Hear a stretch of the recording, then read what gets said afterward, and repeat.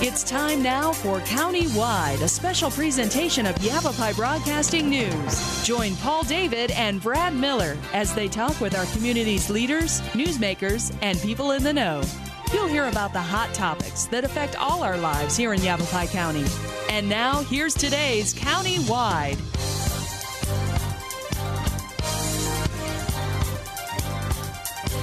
Welcome to County-Wide. I'm Paul David. Good to have you in studio today. Denny Foulk is back with us, Yavapai County Emergency Services Coordinator, and he brought Eric Lash with, and he is the coordinator for the CERT, which is the Citizens Emergency Response Team. So we're going to be talking about National Preparedness Month, which is the month of September.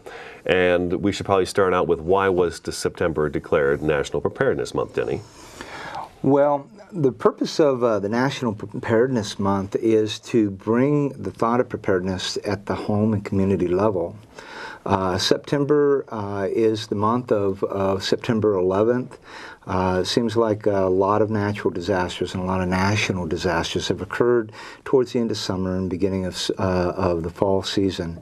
So this month has been designated as the National Preparedness Month. The state, Governor Brewer, has declared it Arizona's National State Preparedness Month, and Yavapai County is participating in that, as well as every other county in the state of Arizona. And the purpose of it is to bring preparedness to the home level, then to the community level, and then on into the cities and counties. And we were talking about that. You said preparedness is going to start at home with all of us. Absolutely. So let's start right there. How can I be prepared if there is a major event that takes place in the state of Arizona? Let's say something happens in Phoenix. How can I be prepared up here for something like that, or even right here? Well, I think a lot of that goes into a little bit of home planning. Okay. We have available at the Office of Emergency Management these little pamphlets we'd be glad to give out. We hand them out whenever we have functions. But basically what it does is it gives you an idea of the types of things that you need to be preparing for. The time to prepare is prior to a disaster. It's not during, because you're impacted by the events that are happening. If it's a house fire, if your neighbor's house is on fire, you have to have the ability to grab a bag and leave.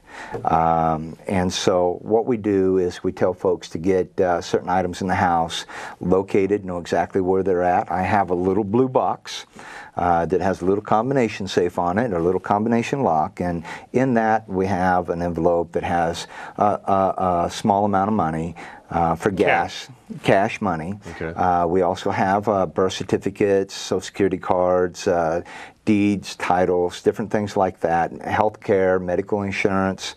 We also have our insurance papers for our property. And so we have all of that located in one location, and my sweetheart or I can go in there and grab that and put it in the go bag, which has 2 to 3 days worth of clothes.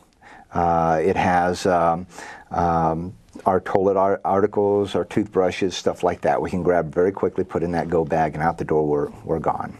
So these types of items we need to have, but more than that, you need to give it a little thought.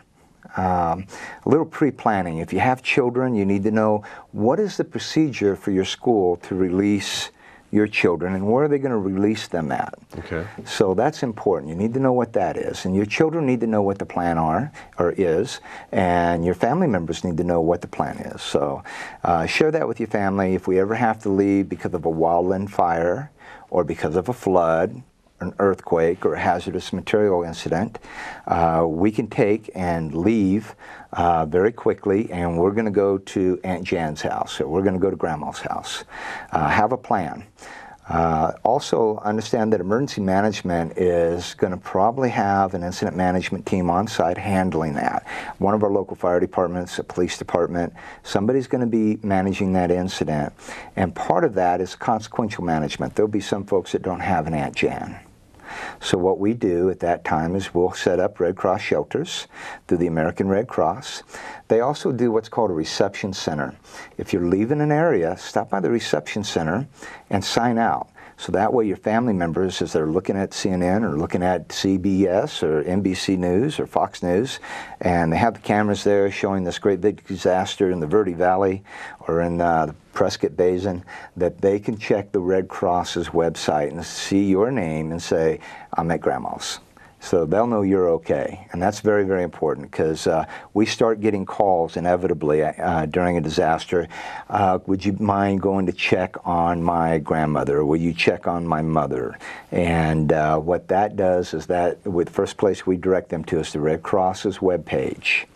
A lot of times that takes a lot of resources to go and actually checking on folks, but we will check on them.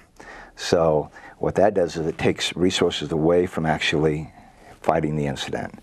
And if folks comply, that really makes it very, very easy for us to say, please check the Red Cross's website, and we can go from there. Earthquakes would be a wide regional thing, and we need to prepare for that. It may be that your home is not livable after an earthquake. It may not be safe. And until your home is inspected, we recommend that you find another place that is safe to stay until we can get your home inspected. So these types of things have a wide regional effect. We have 3 major fault zones in Yavapai County. We have the Aubrey Fault, comes down through Seligman. We have the Big Chino Fault that goes right from the north side of Yavapai County up by Paulden, all the way down through Chino. And that's the one we had the shake last year in. Yeah, that's 3.7 in October, okay. Yes, sir. Right. And then the Verde Valley Fault comes right down the riverbed. So the major population centers of Yavapai County can be affected by earthquake. What are the major disasters you see for Yavapai County that we should always kind of keep in our mind? Of course, wildland fire kind of sits on the high side. Mm-hmm. We're in the highlands of Arizona, and we have a wide range of elevation and vegetation types. During the dry seasons, these vegetation types become extremely flammable. Wildland fire can move very fast and consume massive amount of land very quickly. So sometimes we don't have a whole lot of time to prepare for evacuations. We just have to get with the program. Gotcha. And so you need to be prepared and have that in your mind that if you see that column of smoke on the horizon, be ready to leave. Okay. And then what are some of the other ones? You said flooding? Flooding, absolutely. Okay. The Verde Valley is blessed with the Verde River. Mm-hmm. But along with all blessings, there's the backside of that as well. We have the massive elevation changes around the Verde Valley. You have the Mogollon Rim, you have the Mingus Mountain areas. All of these areas kind of act like funnels into these watersheds and basins. And so when we have serious storm events, such as maybe a hurricane coming up, the Gulf, California Baja there, coming up and kind of setting over Arizona, it could drop copious amounts of rain in short order, and these basins catch all that water and it runs down into these lower watersheds, and before you know it, we have major flood events, and that's happened before. Okay. One more quick question for you in regards to this. What if we have a major event outside of Yavapai County, say Palo Verde nuclear power plant goes up or something, and we have an influx of people coming up from Phoenix, maybe something big in California hits and they start coming this way. How is the county and the state prepared to handle that influx of just thousands of people? Of course, we're going to be good neighbors, and we're going to take care of those that we can take care of. But population is absorbed by population. So the larger a population area is, or center is, the more that it can absorb. So we have a limit that we can absorb without serious effect to our economy or serious effect to our capability. And we're going to do everything we can to support them. There's been, in the State Emergency Response Recovery Plan, they have identified evacuation procedures and locations as to where they're setting these up. The state has identified evacuation routes.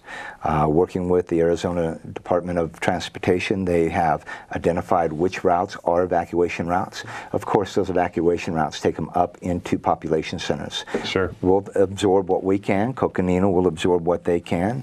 Gila, of course, will do the same. So on and so forth, huh? Yeah. So we take in our people the best we can, and those that we have to send on to other population centers will do so.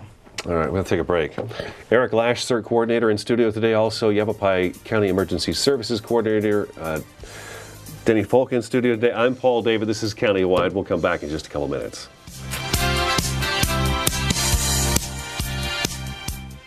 So, I just moved in with this family, and it's embarrassing. The little one, he likes to go outside and crawl around in the giant litter box. I don't know what he's doing. I mean, I was born and I knew how to use the litter box. Look at that. That's disgusting. Oh, poop already. You're making me nervous. Oh, okay, I can't look at this anymore. I really hope he grows out of this, for his sake.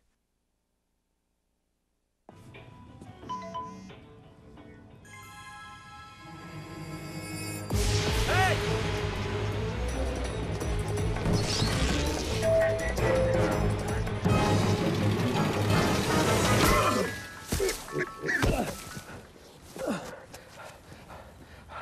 So, same time next week? Well, of course.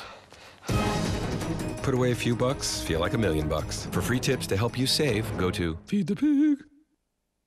I think someone at my friend's school has this thing called autism. My friend's brother's son has autism. My neighbor's son has autism.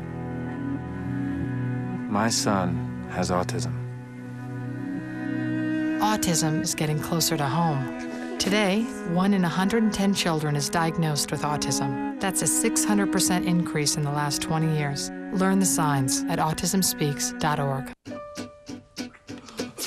Danse, balance sur la cadence, ondule bien tes hanches, au bal du dimanche.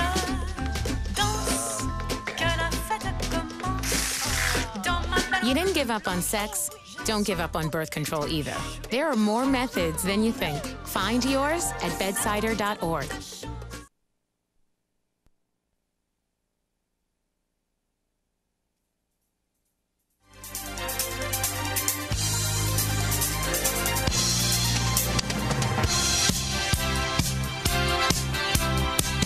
Welcome back to Countywide. Good to have you in studio today. We kind of talked about the disasters first for National Preparedness Month, the first half of the program here, and kind of what the disasters Yavapai County could face. And we've seen them all, actually. Earthquake, not really yet.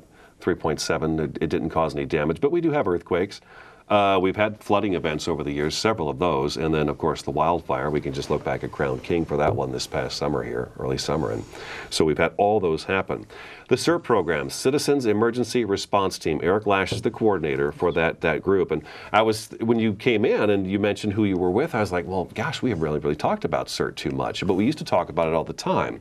What is CERT, the Citizen Emergency Response Team? Yeah, CERT is a program sponsored by FEMA of us ordinary citizens who have agreed to undergo some basic training and be, in essence, listed as having that training to respond from the bottom up in emergencies in support of the official agencies and first responders. So you folks kind of stand up. If we have a major event here, let's say Cottonwood has a major event, and the police and the fire and ambulance, it's so many things we take for granted every day. It's amazing how much stuff out there. You can't really even think about all of it.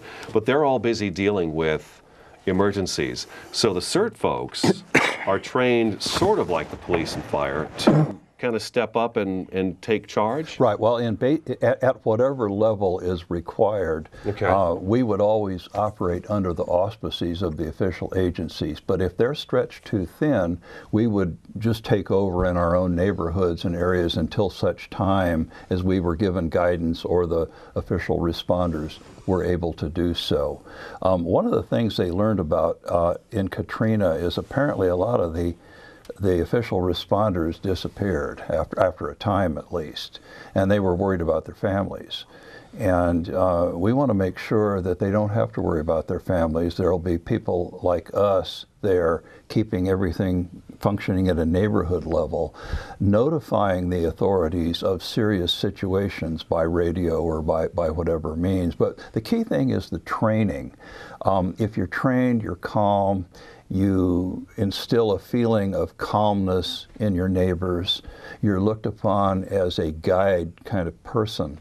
And so this is really the whole idea. There are both active participants in CERT and the ones that have taken the training and registered their names for call-up in a really serious emergency. What kind of training do you guys go through? Well, we go through basic training, and one of the keynotes of CERT is you don't operate outside of the scope of the training that you've been given, and they repeatedly bring this up, and it's very important. But we learn basic first aid, triage, basic emergency rescue, and how to stay safe while doing so, suppression of smaller fires, Communications, and that involves who to communicate with, what to say, and when to do it, because communications channels are often jammed in an emergency. And safety, both in prevention and mitigation of risks and threats, and safety to yourself first. What they teach us is make sure your home and family are secure before you go out on CERT. Then you go out and we do our thing. But if you have your CERT helmet on, your yellow vest, and you're running around the neighborhood checking on people, they'll take you more seriously than if you're just somebody down the street. Mm-hmm. Now, you mentioned, Denny, before the show started, how the preparedness works. First, we take care of our families. Yes, sir. We get us ready in our units, our homes. Then we branch out and we make sure our neighborhood is prepared. So get to know your neighbors. There's that one again. And then it goes to the city level, and then you said it goes to county, and then the state. So if we've got all these working right, there really shouldn't be that nasty word during a disaster you don't want to have happen. That's panic. Absolutely. Panic's a killer, right? Absolutely. What you find is social research has revealed that typically the social fabric stays intact during a disaster, and people usually are very compliant. Over a period of time, that begins to erode. But we find that most people do exactly what they're supposed to do. They take care of their families. But I think, based upon having some experience in this, is that if you're prepared, that really, really helps, and goes a long ways of giving you peace of mind. It's at that point that you don't know what to do. It's at that point that you have uncertainty that you start questioning, or you start seeking information. And if you don't get the information, then you start to panic. Mm-hmm. So I look at personal preparedness as being a key element. And I look at preparedness of the home as being a key element, knowing where everything's at, having that go bag ready, being able to grab a bag, put your toiletries and your little blue box in there with all your documents and your medication, have all of that stuff ready and be able to go in a short notice. Okay. We live in a hazardous environment. We live in a very beautiful part of Arizona, and we have a responsibility to understand the hazards that are possible and be prepared for them. I believe that it's a very simple thing. You don't have to spend any money on this. This is stuff that you already have. But even preparedness will say we were out of power for a few days. You know, does your family have the ability to have water? Does your family have water? Do you have enough non-perishables in your cupboard to be able to last you for a few days? These types of things you need to think through.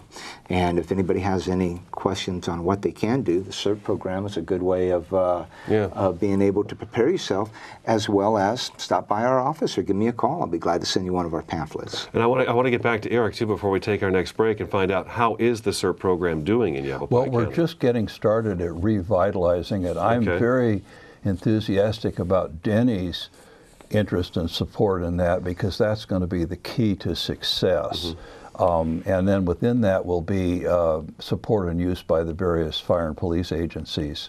So we're going to see some press releases coming out about CERT, CERT training courses, maybe an open house CERT thing or something to get people in there to kind of go in and take a look? Every course that we publish for CERT will be published in the Verde and also in the Basin. Mm-hmm. And we'll do press releases on these courses, and we'll be publishing those as public notices. CERT class is here. Please call here to sign up. Okay, well, let's take our next break. Eric Lash, the CERT coordinator for Yavapai County, in studio today. Emergency Services Coordinator Denny Foulk in studio. I'm Paul David. This is Countywide. We'll be back in just a couple minutes. So, I'm kind of new here, but I've noticed a trend. My human does this funny thing where she goes around and gets all my toys, and then she hides them in that basket by the door. You know, but it's always the same basket, and it's always in the same place. And then she acts so surprised when I find them, but, you know, she's putting them in the same basket. Again. It's like, hello? That's where you put it last time. You were the worst at hide and go seek.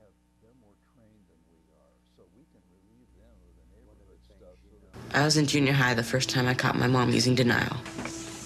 She had to have known her painkillers were missing because I kept stealing them.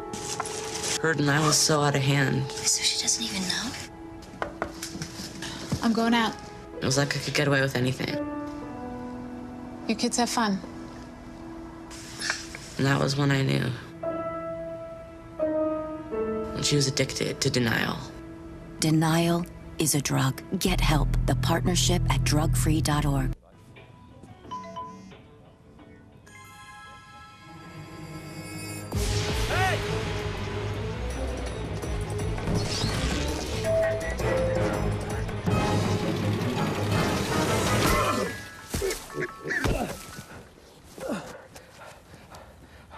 So, same time next week? Well, of course. Put away a few bucks, feel like $1 million. For free tips to help you save, go to Feed the Pig. Now, some action from the courts. Billie Jean King renewing her rivalry with Arthritis. First set, furious volley, and right to the net for a winner. Beautiful forehand there. Arthritis, stunned. And here, match point. Billie Jean with the ace, taking it in straight sets. Afterwards, a jubilant Billie Jean King. Tennis is a weapon for me with arthritis. There's nothing like it for me to hit a ball, run to the ball, anytime, any court. I'm ready. Let's go. What's your weapon against arthritis? Find out at fightarthritispain.org.